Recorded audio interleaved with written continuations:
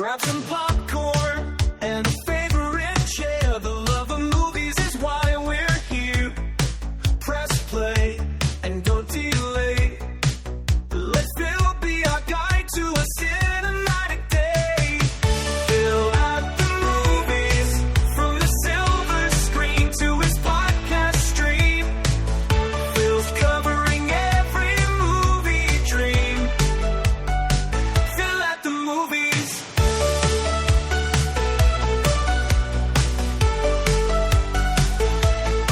Fill out the movies.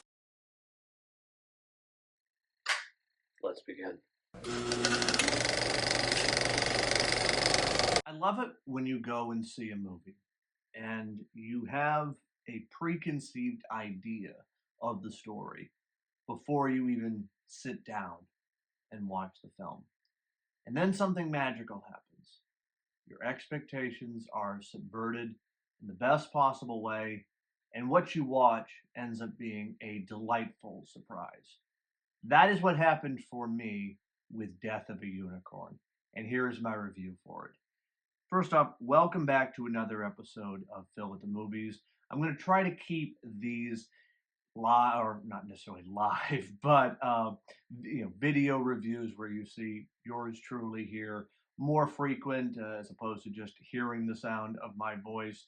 Of course, if you want that option, would encourage you to go and subscribe to the podcast. It's available on Apple, Spotify, or wherever you get your favorite podcast. But back to the review at hand. Death of a Unicorn. It is from A24. It stars Paul Rudd and Jenna Ortega. This is a madcap fantasy with a biting cautionary tale that left me laughing all the way through and charmed at the same time. It really is a movie that works on a bunch of different levels. It's funny, but there's a bit of a black magic, if you will, to this story, and I kind of like that it's a blending of both fantasy and reality. You know, sort of the way Jurassic Park works, if you will, where it sort of just takes this extreme concept of a creature feature, but grounds it in a relatable humanity that we can all recognize and be part of the ride. The film involves Paul Rudd's character Elliot taking his daughter Ridley along with him to an emergency summit meeting for the Leopold family, this wealthy tycoon conglomerate types who are in the midst of a family emergency. The father, played by Richard E. Grant, is terminally ill and he wants to tender his affairs and estate before something happens. And of course, Paul Rudd, being the lawyer, is there to execute their wishes. Well, on the way to the family compound, they strike what they think is a horse in the middle of the road. But of course, it turns out not to be a horse, it's a unicorn. And that's where the story evolves and keeps evolving. I went into this just thinking, all right, it's going to be killer unicorns. That's going to be the entire movie. All right, we'll have a great time, but nothing much to see here. Well, the trailers, I have to say, did not necessarily sell this movie in the best possible way. I was going to see it regardless, but it's definitely more than what the trailers suggest. Yes, there is bloody, over-the-top, unicorn-centric deaths, and they are the creatures of this feature, if you will. But it's a much more intricate story with a blending of both the mythology and science set in our modern day, but also with a kind of universal theme that makes this film compelling and engaging on so many different levels. Of course, the family discovers this unicorn, and not only do they discover that they have it, but also there is magical curative powers within this creature. And of course, being wealthy tycoons, they are going to exploit it for their own benefit and gain. So again, there's sort of that Jurassic Park element to it, but the movie is more than just this bunch of people running around in the wilderness trying to escape killer unicorns. There is a story about family and heart, and as I said, there's sort of a magical, almost fairy tale-esque quality to the story where you never quite know what is going to happen, but you are on the edge of your seat in the best possible way. I have to say the real scene stealer of this movie is Will Poulter. He plays the Leopold's son, Griff. He is vapid. He is hilarious. He is self-consumed. He really steals the scene, the movie. I have to say, he is wonderfully charming in an offensive, odd, humorous way, and you just can't help but enjoy him chewing up the scenery moment to moment. But Jenna Ortega, she is wonderful as always.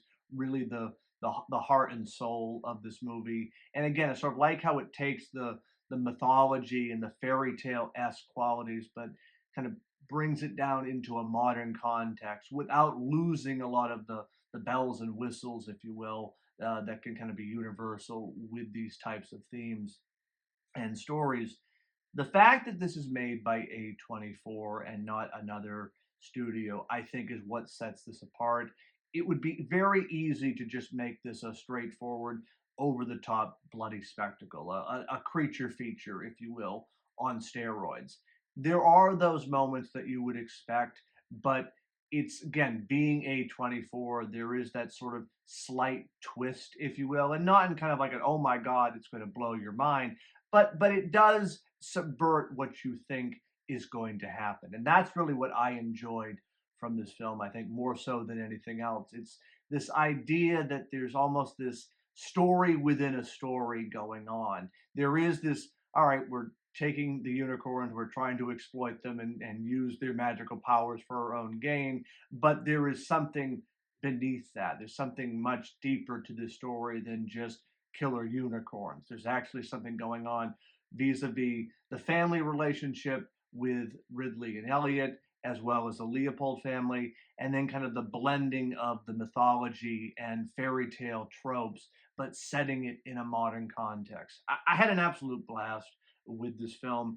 It's funny, it's charming, it's wacky at the same time, but it holds your interest, and you are part of this ride. I mean, it really does not let up, and that's to me the best kind of movie, where it keeps evolving moment to moment and you never quite know what to expect. But this is a film, for all the talk people have about, oh, we don't have enough original movies, and oh, there's nothing new except remakes and sequels. Here is a perfect case. I'm going to get on my soapbox. This is an original movie.